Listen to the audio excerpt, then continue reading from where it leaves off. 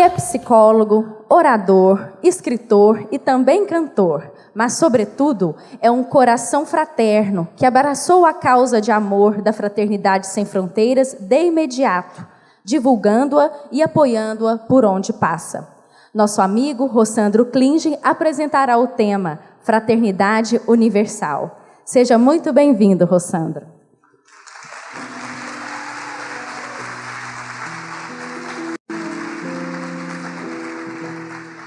Olá, gente, boa tarde. Cantor é mentira, viu? É exagero. Coisa de amiga querida.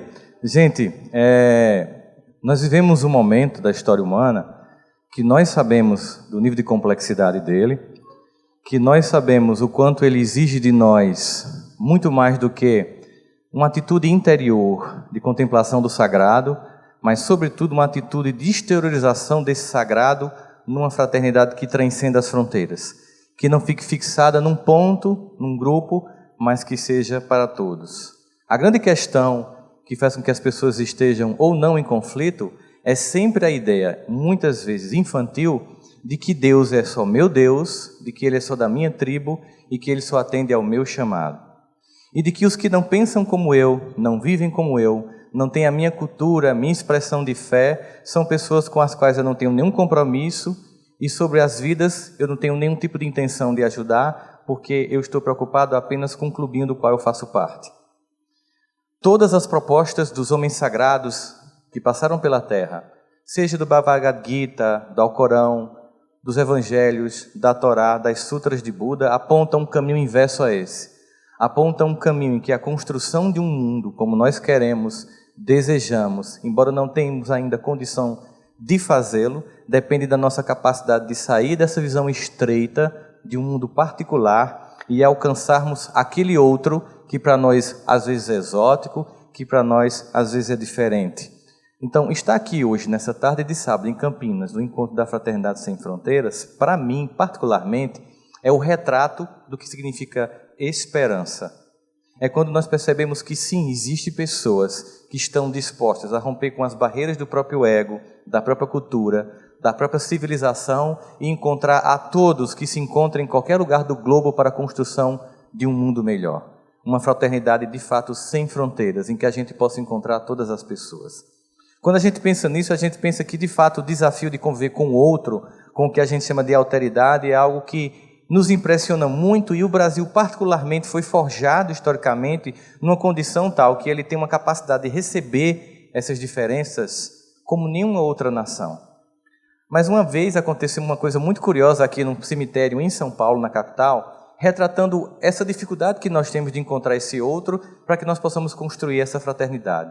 O quanto é necessário nós sairmos dessa visão ainda focada na nossa própria cultura e no nosso próprio mundo particular, para que a gente perceba o outro na sua diferença, que não o diminui, mas o dignifica. Diferença que não é algo para nós que nos angustie, mas que acrescente. Havia duas senhoras, uma Dekasei, descendente de japoneses, que estava diante do túmulo do marido, e ela estava com um pote de arroz colocando no túmulo do marido. Do lado vizinho havia uma brasileira com flores, também no túmulo do marido.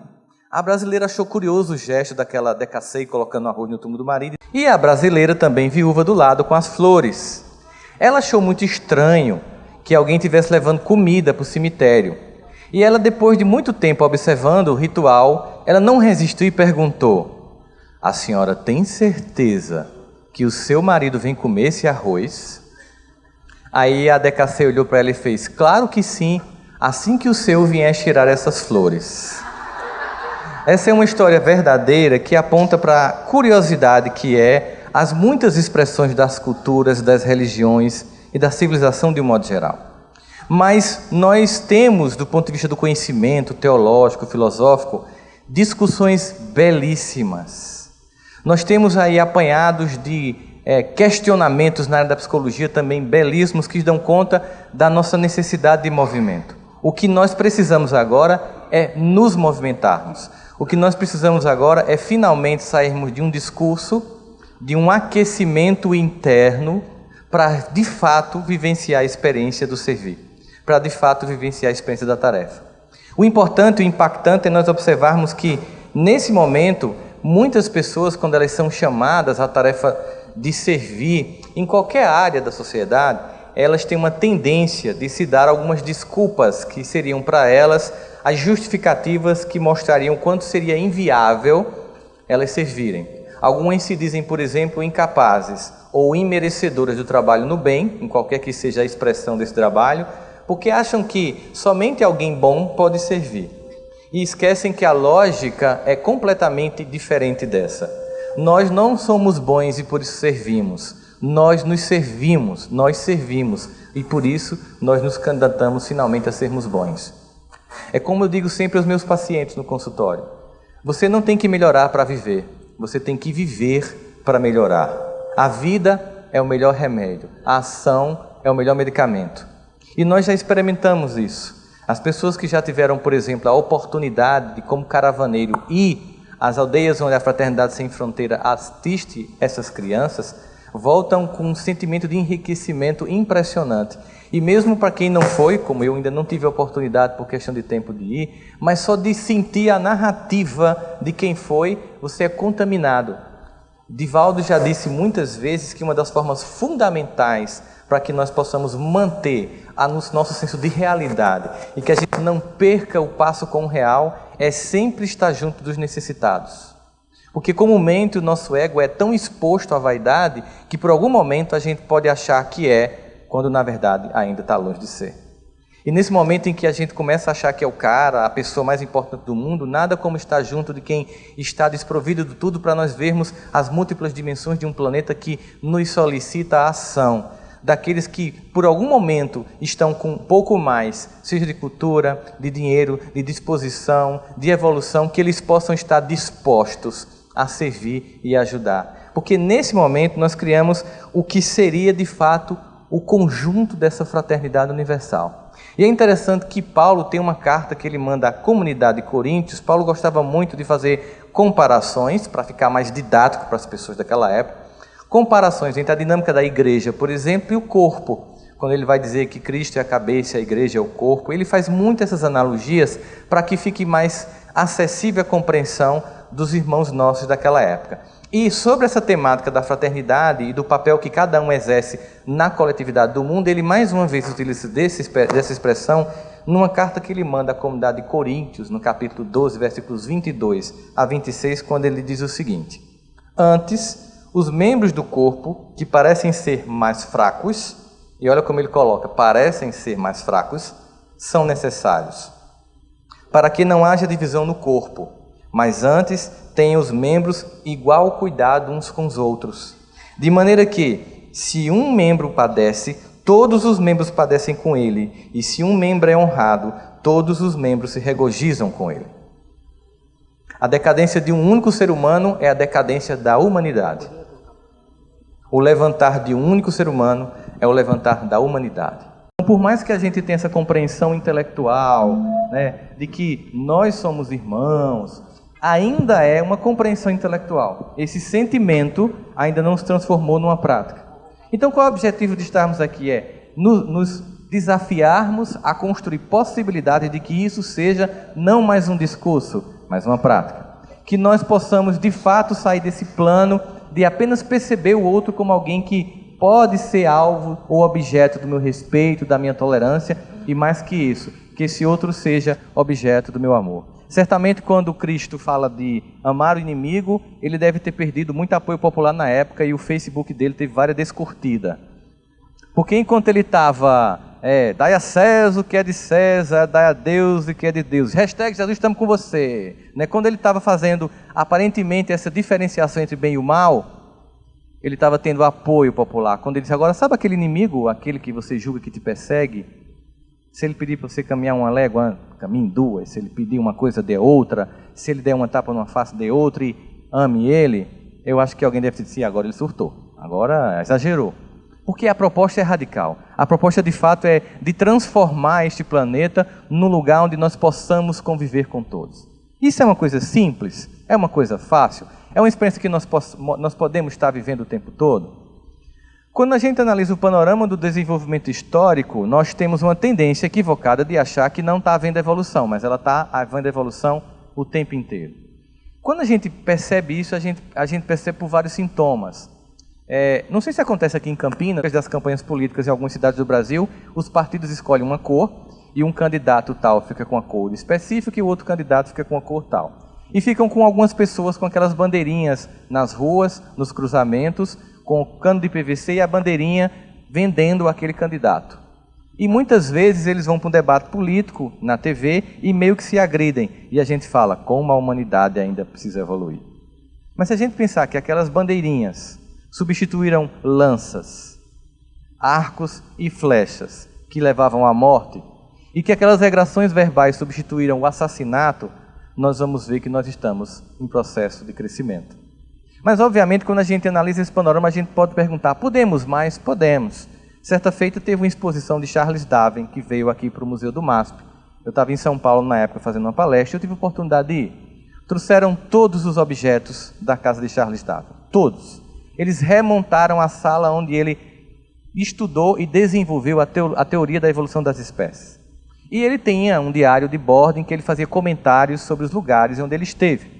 E, naturalmente, eu como um brasileiro, como sou, não desisto nunca, fui lá ver o que ele tinha dito sobre o meu país. Muito inflado, meu peito, sentimento de orgulho, ele deve ter dito coisas maravilhosas sobre o Brasil. Peguei o diário de bordo e começava assim: hoje eu deixo o Brasil, graças a Deus. E aquilo me irritou profundamente, eu parei de ler e comecei a resmungar. Que cara nojento, como é que esse cara vem para o meu país e disse um negócio desse? E minha esposa, o que foi? Olha o que ele falou. Aí minha esposa fez, leia o resto, deve ter um motivo. Eu lembro sempre do Velho Testamento, a mulher sábia é dificular.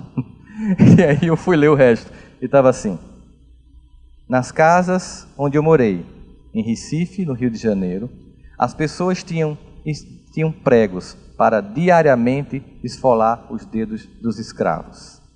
Eles eram tão humilhados, eles eram tão aviltados, que nem o mais rude dos animais das savanas africanas suportariam.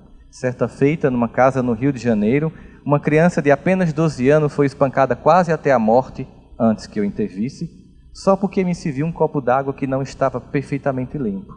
E todas essas coisas eram toleradas ou praticadas por homens e mulheres que no domingo iam para suas igrejas e diziam com a mão no peito que amavam a Deus sobre todas as coisas e ao próximo como a si mesmo. Fiquei em silêncio, como vocês estão aí agora. Fiquei imaginando a cena. E fiquei pensando, que bom que passou. Que bom que a gente não está mais vivendo a escravidão. Mas o que será que ele diria hoje sobre o meu país? Que tipo de observação, de vindo de outra cultura, também tem suas imperfeições, obviamente, não somente a minha, a dele também tem, mas vindo de lá com esse olhar, o que ele diria? Será que ele diria, hoje eu deixo o Brasil graças a Deus? Porque nesse país a classe média passa com seus filhos confortavelmente em carros com ar-condicionado, levando-os para a escola, para o inglês, para o balé, para o piano, para o tênis, para o shopping, enquanto que no caminho encontram crianças que tentam vender balas, limpar o para-brisa, mas são encaradas apenas como uma incômoda e assustadora paisagem urbana, sobre a qual não temos aparentemente nenhuma responsabilidade. Mas no final de semana, espíritas, evangélicos, católicos, budistas, mormons, adventistas vão para os seus templos de confissão de fé dizer que amam a Deus sobre todas as coisas e ao próximo como a si mesmo. E aí nós lembramos do Evangelho de João que diz, mente o homem que diz que ama a Deus, a quem não viu, mas não ama ao seu próximo, a quem viu.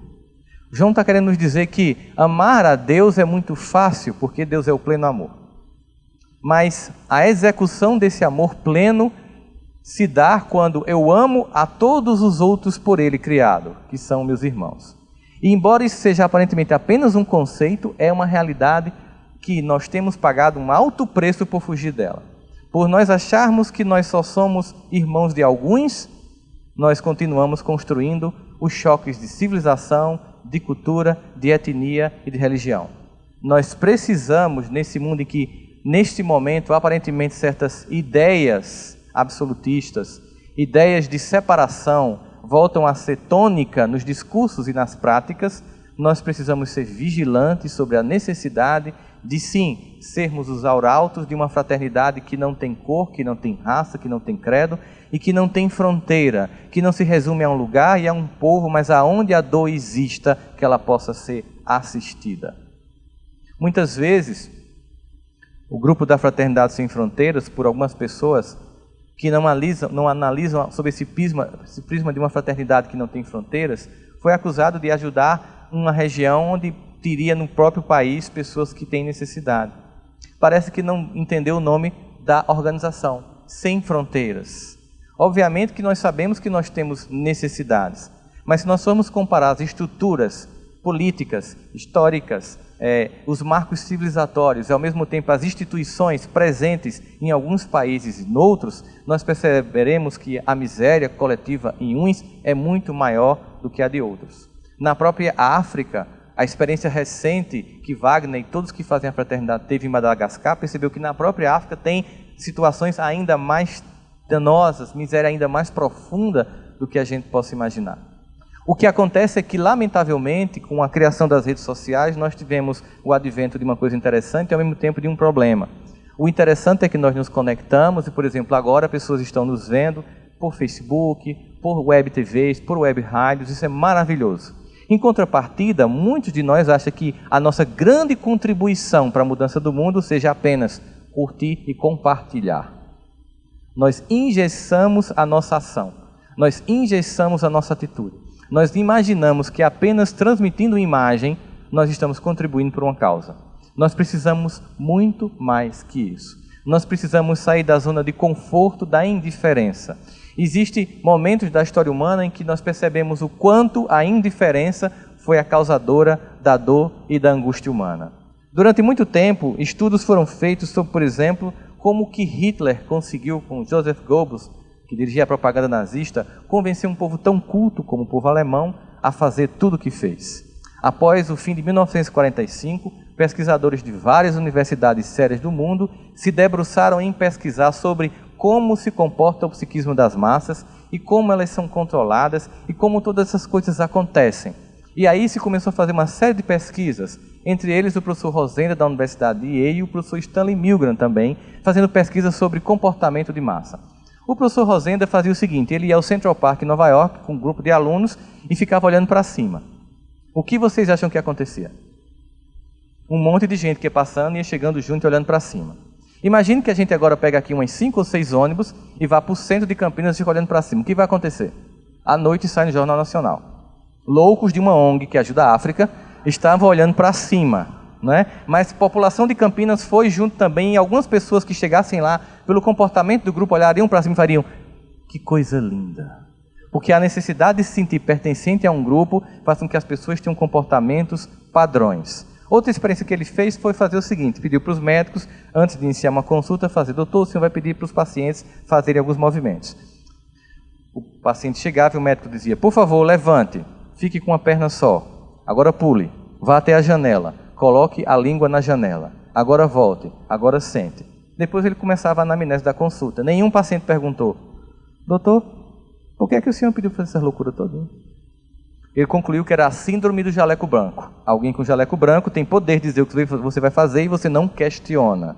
Não era exatamente isso. Ele estava detectando o seguinte, a síndrome da autoridade presente. Aquele que está com o espaço da autoridade exerce sobre nós um poder de controle. Mais o controle de massa, eles foram fazendo uma série de pesquisas. Pegaram gorilas e colocaram numa jaula. 5 gorilas. 4 estavam famintos e 1 estava completamente saciado. Depois eles desciam por uma haste uma banana. Aliás, 1 estava faminto e 4 estavam completamente saciados. Aquele que estava faminto, quando via aquela banana descendo por uma haste, ele subia e puxava. No momento em que ele puxava, os que estavam embaixo recebiam uma carga elétrica no chão da jaula e um jato de água gelada. Então, quando vinha outra banana, ele subia. Só que levou um tempo para os gorilas que estavam levando choque e jato d'água fazerem uma associação por condicionamento animal de que eles estavam levando um choque porque aquele gorila estava subindo. Na 5ª banana, eles entenderam, nós estamos levando um choque porque ele está subindo. Quando ele desceu, o que aconteceu, gente? Apanhou muito. Ele sabia porque estava apanhando? Não. Pô, foi o que eu fiz, vou pegar minha banana, é tão tranquilo, com fome e tal. Acontece que depois da terceira subida, após a surra, no caso a sétima, quando ele continuou apanhando, finalmente ele entendeu que ele estava apanhando porque estava subindo. Veio então a nona banana. Ele sobe ou ele desce? Ele sobe porque continua com fome. E a fome é uma necessidade psicológica maior do que a necessidade de segurança. A partir daí, os pesquisadores nem jogavam mais água gelada, nem davam mais choque elétrico. A primeira parte da pesquisa queria saber, esse comportamento fica cristalizado? E aí o macaco subia, quando descia apanhava, subia e apanhava. Não tinha mais jato d'água, nem choque elétrico, mas condicionar o comportamento. Na 12ª banana colocaram um gorila que não levou choque, não participou da experiência, não tinha acontecido nada com ele, vendo a cena, quando ele entrou, que os outros começaram a bater naquele gorila, o que é que ele fez olhando aquilo ali? Bateu também, deve ser a regra do jogo. E foi para ser aceito pelo grupo, que era maioritário, que fazia um comportamento que ele queria se sentir aceito e bateu no outro gorila. Ele foi radicalizando a pesquisa e fez o seguinte, contratou vários estudantes para fazer um teste. Eles entravam no laboratório e tinha uma pessoa que estava de um lado de um aquário, aquele vidro como de estúdio de gravação, do lado estava uma pessoa lá com a mão numa placa, ia respondendo algumas perguntas. E ele disse o seguinte, olha, esse homem vai responder a perguntas que nós vamos fazer. Isso é uma pesquisa da Universidade de Yale. Se ele errar, você aperta essa alavanca, ele leva um choque de 15 volts. Se ele errar novamente, você aperta essa alavanca, ele vai levar um choque de 30 volts. E assim de 15 em 15, nós podemos chegar até 450 volts. E as pessoas perguntavam, e ele não morre não? Não, isso é uma pesquisa da Universidade de Yale. Antes de aplicar o teste, ele me perguntou aos psiquiatras americanos mais conhecidos se as pessoas dariam choques de mais de 150 volts. E a maior parte dos psiquiatras invariavelmente respondeu, ninguém fará isso a não ser que seja sádico e que tenha um transtorno por ser sádico. Resultado da pesquisa, mais de 66% dos alunos aplicaram um choque de até 450 volts. E a pessoa morreu? Não, porque ela estava simulando o choque. Mas quem estava dando o choque não sabia, achava que era verdade. Tinha um determinado momento, perto de 200 volts, que a pessoa fazia, por favor, eu sou cardíaco, não faça isso. Aí quando a pessoa pensava em parar, olhava para o professor Stanley Milgram com o jaleco da universidade, branco, Universidade de Yale, pesquisa do governo americano, aí fazia, eu posso? Aí sim. Ele concluiu, 3 anos depois do nazismo, que 66% dos americanos eram tão suscetíveis a obedecer coisas absurdas quanto os alemães. A pergunta é, e os outros 34% que não apertaram? Quais são as características das personalidades das pessoas que resistem ao mal? E que mesmo sobre a imposição, ou sobre a tentativa de se sentir aceito, ou sobre a obediência cega de uma autoridade transitória, se recusam a fazê-lo. Essa é a grande questão. Porque a gente pega essa cena dessas pesquisas e joga num outro universo, muito conhecido nosso, de uma cena clássica do Evangelho, nós vamos ver o poder de integração da diferença, da contemplação do outro e de nos tornar iguais. A mulher adúltera do Evangelho. Lembram dessa cena? Então aquela mulher estava vindo com as pessoas empurrando-a e com pedras na mão. Era uma cena clássica em que o Sinério queria que ou Jesus apedrejasse, o que mostraria que ele não era tão bonzinho quanto ele pregava, ou que ele não apedrejasse e dissesse isso publicamente, o que faria com que ele descumprisse uma norma da Torá publicamente e ali já seria preso. Era aquela velha situação, se correr o bicho pega, se ficar o bicho come. Aparentemente não tinha saída para um homem comum, mas para um homem especial, sim. A multidão vai chegando com as pedras na mão. Olha, nós sabemos que ele poderia usar algumas estratégias. Se a multidão está lá e você está conversando com sua vizinha, conversando e vem uma multidão com pedra na mão, na sua cultura, que diz que aquela mulher deveria ser apedrejada, e você faz parte daquela cultura que o Código de Conduta Civil também é o Código Moral, que é a Torá, você sentindo que estava cumprindo um dever público, fazendo o que todo mundo fazia, quando a pessoa passava, a multidão passava, você que estava conversando, você também pegava a sua pedra para jogar, porque você estava reproduzindo o comportamento da massa, sem refletir. E a mulher foi chegando perto de Jesus, e ele poderia usar algumas estratégias diferentes daquele usou. Ele poderia, usar a capa da invisibilidade de Harry Potter e jogar sobre ela. Ela não seria vista e não seria apedrejada. 2, ele poderia fazer com que aquelas pedras se transformassem em pó, de modo que as pessoas não conseguiriam ter força com o pó para jogar naquela mulher e ela morrer. Ele poderia fazer ela flutuar, ele poderia fazer qualquer uma coisa dessas que mudaria o componente físico-químico daquele ambiente, que ele tinha feito já, e ele não fez isso. Por que ele não fez isso? Ao meu ver, eu posso estar completamente equivocado, ele estava muito mais interessado em evangelizar a multidão do que em apenas salvar a mulher. Embora nos filmes em que se condense parte da narrativa sobre essa história, sempre mostre no personagem que representa Jesus um olhar de julgamento, de escárnio e de indiferença à multidão, porque está julgando, eu acredito que foi o contrário. Foi acolhimento. Foi acolhimento de dizer assim, vocês têm também sombras, e mesmo assim são acolhidos. Por que não acolher quem tem sombra? E com uma única pergunta, sem fazer um milagre, Jesus consegue dissolver o psiquismo coletivo e de obediência cega.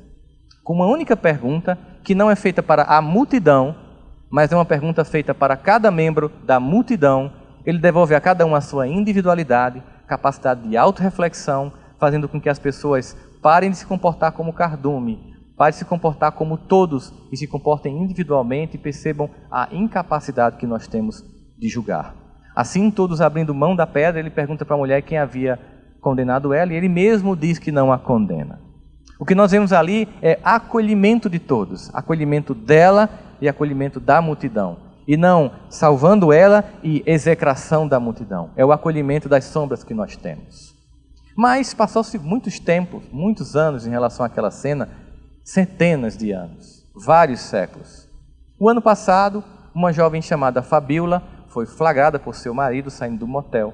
E ele filmou e colocou nas redes sociais. E nós, desta feita com nossas pedras virtuais do WhatsApp, passamos a jogar nos grupos e divulgar, e opinar, e execrar, sem se perguntar, e se fosse eu, que na hora da queda tivesse sido filmado, eu gostaria de tamanha exposição? Será que ainda não percebemos que precisamos construir, sim, em nós, a capacidade de viver praticamente o Evangelho?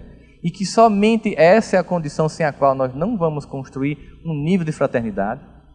E, sem sombra de dúvidas, nem necessariamente as pessoas que podem até nem acreditar no Evangelho ou em Deus, mas que todos nós sabemos que é necessário a identificação do outro como alguém que deve ser respeitado, reverenciado e reverenciado e com o qual eu aprendo. Será que a gente ainda não percebeu que sempre que eu rejeito esse outro, eu me empobreço? Por exemplo, num casamento em que eu acho que por ser o homem eu tenho mais autoridade e não percebo o que a mulher traz como acréscimo na vida do coletivo do casal, eu empobreço a relação? E que não é por acaso que as culturas onde a mulher é perseguida, elas beiram a barbárie e a Idade Média, e onde a mulher tem espaço e liberdade, elas são as culturas mais avançadas e mais civilizadas e mais sofisticadas que nós temos?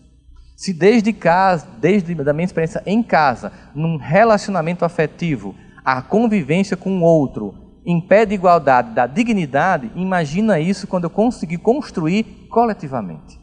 Imagina quando eu conseguir sair na rua e a pessoa que me é indiferente por não conhecê-la emane para meu coração um sentimento de amor como alguém que mora na minha casa. Imagine quando nós construirmos isso. Esse é o objetivo de estarmos aqui.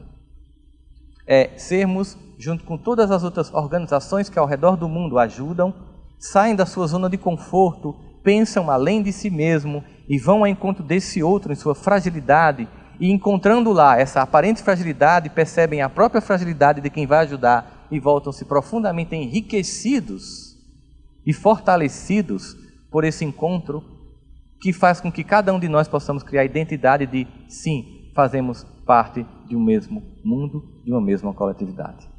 O que significa dizer que nós precisamos sair da zona de conforto da indiferença. Nós vivemos um momento de indiferença moral. Essa indiferença é caracterizada pela ideia de que você vê uma coisa, mas para você ela é indiferente. Talvez pela banalização do mal, como alguns teóricos ideólogos da mídia costumam dizer. A banalização do mal faz com que nós nos tornemos indiferentes. Isso posto com a ideia de que o cérebro, por exemplo, não diferencia ficção de realidade, faz com que muitas cenas do real sejam vistas como indiferentes e as cenas da fantasia sejam vistas como motivo de temor, ou de angústia, ou de afeto. Vocês sabem que o cérebro não diferencia ficção de realidade, não sabem disso? Posso provar para vocês? Imagine que você está assistindo um filme do tipo Eu Ainda Sei o que Você Fez no Verão Passado, número 39.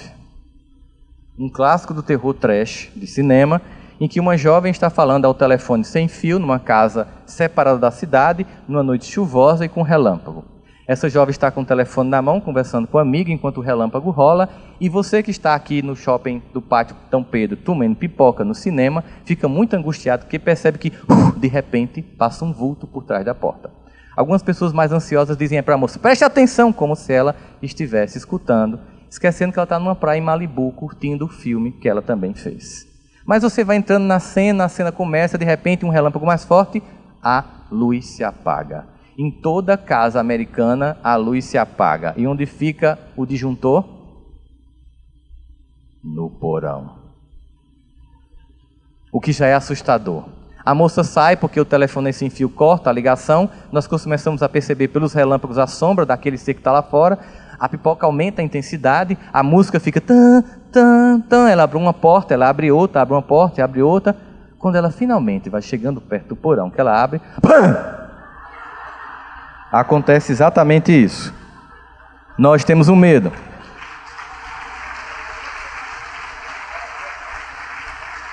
Por quê? Porque a nossa mente não diferencia ficção de realidade. De tal modo que eu posso estar assistindo a minha novela predileta com ódio de alguém, ou muito apaixonado por um personagem, totalmente envolvido na novela, e de repente começa o jornal e diz assim, mas uma jovem de 13 anos morre por bala perdida. E você olha aquela notícia com total indiferença. A sua vida emocional sobre os personagens de ficção tem mais poder de mover suas emoções do que a ficção. É por isso que Jesus dizia tão apropriadamente, o meu reino não é deste mundo. Porque estamos numa Matrix. Mas precisamos acordar.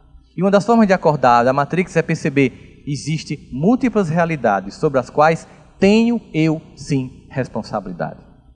Eu não estou aqui apenas com meus interesses pessoais. Enquanto cada um de nós estiver preocupado apenas conosco mesmo, com os nossos, estaremos vulneráveis. Enquanto eu achar que morar num condomínio fechado, com cercas elétricas e andar de carro blindado vai me manter a minha paz, eu esqueço que um dia eu saio, eu desço do carro e entro na farmácia. E as cenas da indiferença podem estar lá me esperando. Enquanto eu não entender que eu preciso sair dessas fronteiras para encontrar o outro, é que sim, eu vou ter a construção de uma fraternidade. É quando, em vez de construir um centro espírita em Copacabana, você vai lá no Pau da Lima, em Salvador, junto de uma comunidade, e desde o início faz uma missão que, além de poética, de bela, é concreta. Por isso que esse homem é tão amado. Porque ele é a expressão da capacidade prática de viver o Evangelho. É por isso que a gente escuta e reescuta as histórias, porque elas são como um mantra em nossos corações. E nós estamos aqui exatamente para mais um chamado desta ordem, quando, incomodado com seu íntimo, Wagner tenta buscar essa resposta aqui e termina encontrando na África. E não só lá, mas a vontade de ajudar que a todos nós atrai, para que juntos possamos, sim, viver essa fraternidade. Para que possamos sair dessa zona de conforto. Para isso, nós precisamos desconstruir alguns mitos. Primeira coisa é que nós devemos ter consciência de quem somos de fato. Só quando nós sabemos quem somos, é que nós podemos, de fato, viver uma experiência plena do Evangelho em nós. Quando nós saímos da fantasia para ir para a realidade.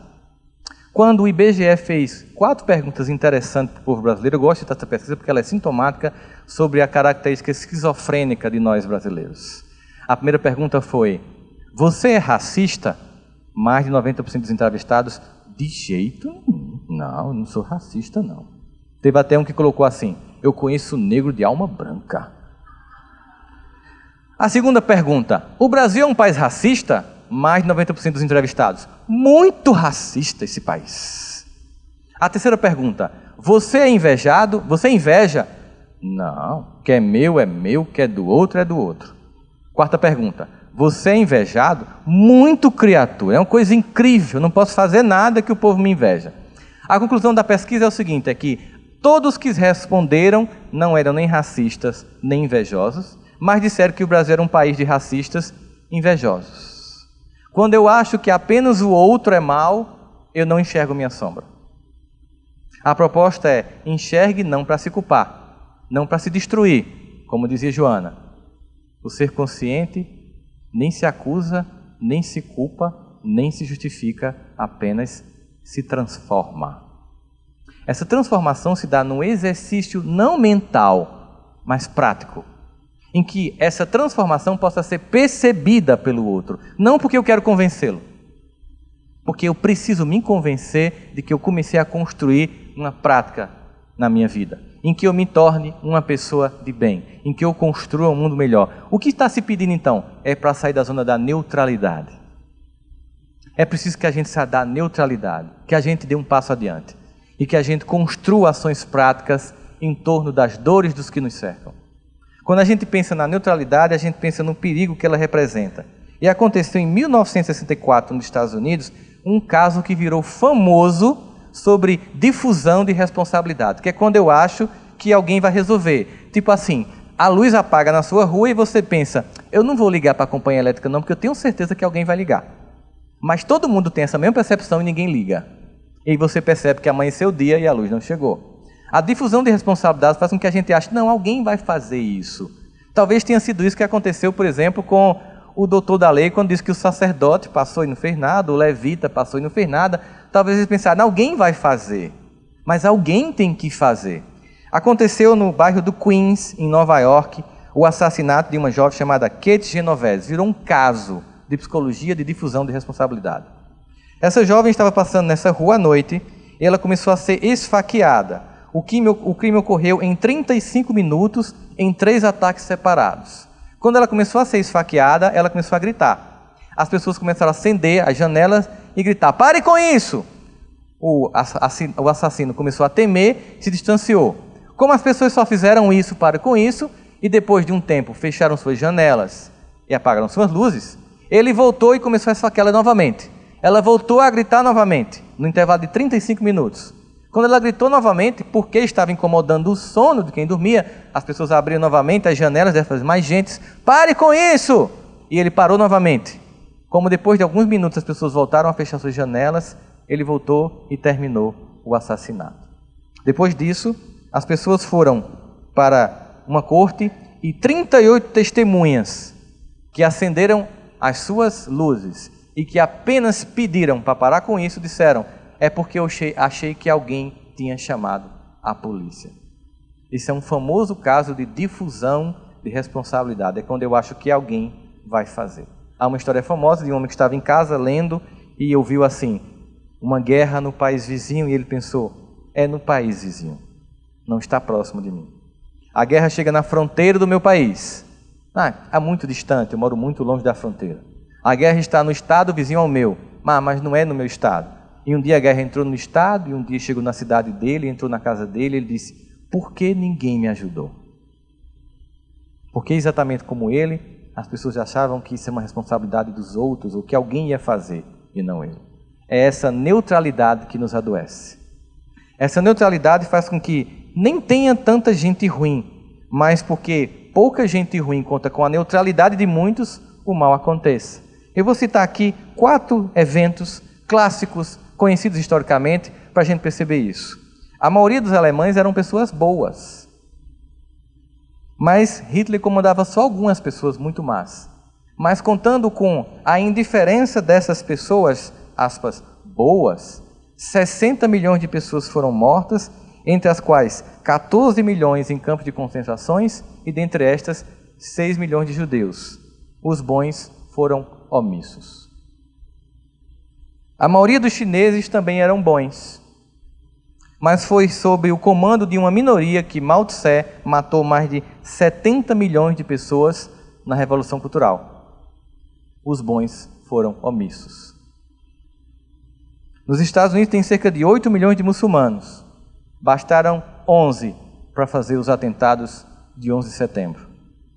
Ao longo da história humana, nós percebemos que é preciso que consigamos alcançar um patamar de atitude, que a gente saia da zona da mediocridade e consiga olhar um pouco além de si.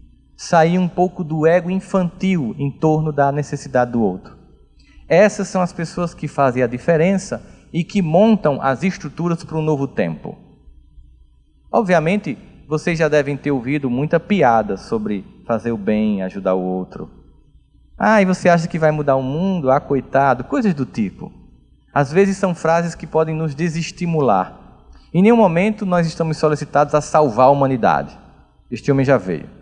Nosso objetivo aqui é contribuir com um passo pessoal de disponibilidade para que a fraternidade não seja mais um mero discurso, para que ela não seja apenas cantada numa música como Imagine, de John Lennon, mas que a gente possa não apenas imaginar um mundo sem fronteiras, que a gente possa ser os construtores de um mundo sem fronteiras. No mundo em que aparentemente parece que muros fazem sentido, nunca foi tão necessário desconstruir muros e nunca foi tão necessário combater a indiferença. Como é necessário, como as pessoas são carentes, como elas têm necessidades de várias ordens, de vários níveis. Eu estava, há 2 meses atrás, antes de ir lá em Regina, nossa querida amiga do Movimento Espírita da Itália está aqui conosco hoje em dia, aqui sentada junto com o Divaldo. Eu fui antes numa cidade chamada Viena e fui pegar um metrô e tinha um jovem muçulmano. E esse jovem ia descer na estação seguinte. Eu comecei a conversar um pouquinho com ele. Ele disse que ia descer na estação seguinte. Aí a gente ia descer na 15ª estação, né? Aí ele disse, eu posso ir com vocês?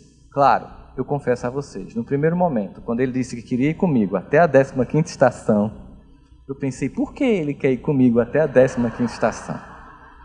Eu olhei para a mochila dele, e fiz, Jesus na causa, vamos embora. Fomos conversando todas as estações seguintes, e ao final eu descobri que ele estava apenas querendo conversar, porque alguns países nem deixam as pessoas que estão vindo de Alepo entrar, que era o caso dele, que pagou 7.000 euros para passar várias horas de noite num barquinho, passando o mar Mediterrâneo para chegar na Itália, e o barco seguinte, onde um parentes e amigos afundou e todos morreram. Países não deixam nem que eles entrem, e alguns que deixam, até deixam, mas são completamente indiferentes e não querem diálogos. A única coisa que ele queria era conversar. A ideia que nós temos de dialogar, de construir pontes. Como dizia Fernando Pessoa, que o mar unisse e já não separasse. Que ele não fosse a fronteira da distância, mas o ritmo das ondas da aproximação. Para finalizar, eu queria fazer um chamamento. Para nós que já nos sentimos chamados, que já estamos atuantes, para reforçar a nossa vontade de ajudar e de construir, e de estarmos juntos aqui, e de emanarmos daqui a capacidade de reverberar o que aqui aprendemos, e sermos multiplicadores da esperança e da ação. É quando a gente percebe no Apocalipse de João, no capítulo 3, versículo 16, se referindo a tempos de crise, que diz assim, assim, porque és morno e não és nem frio nem quente, hei de vomitar-te. Significa dizer que em momentos como esse, nós temos que decidir, e não apenas difundir a responsabilidade, ou apenas curtir e compartilhar no Facebook. Quando na Divina Comédia, Dante Alighieri vai chegando com Homero para entrar no inferno, ele diz, calma, eu preciso te dar um recado aqui. No inferno, os lugares mais quentes são reservados para aqueles que se mantiveram neutros em tempos de crise. Fiquem tranquilos. Eu não acredito que eu estou aqui diante da neutralidade. Mas nós temos, além da tarefa de despertar o nosso próprio espírito, nós temos o dever de despertar os demais. E nós temos que ter a doçura, a dignidade e a brandura de olhar para os nossos irmãos que ainda não acordaram, não com a arrogância de quem acha que é superior, mas com o dever de quem quer também tocar como nós somos tocados. Entender que cada um tem sua etapa e seu processo de crescimento, mas que eu tenho o dever de chegar junto, não para julgar, não para me sentir superior, mas para chamar, para colaborar, para que nós possamos entender que neste universo ele não é reducionista e infantil do maniqueísmo do tipo He-Man e Esqueleto, Thundercats e Munra, Pipiu e Frajola. Nós somos todos filhos de um mesmo Pai, que chamamos por diversos nomes, buscando o mesmo amor, que insistentemente queremos encontrar apenas numa relação direta com Ele, mas que só encontramos numa relação com o coração dos outros. Muita paz a todos vocês.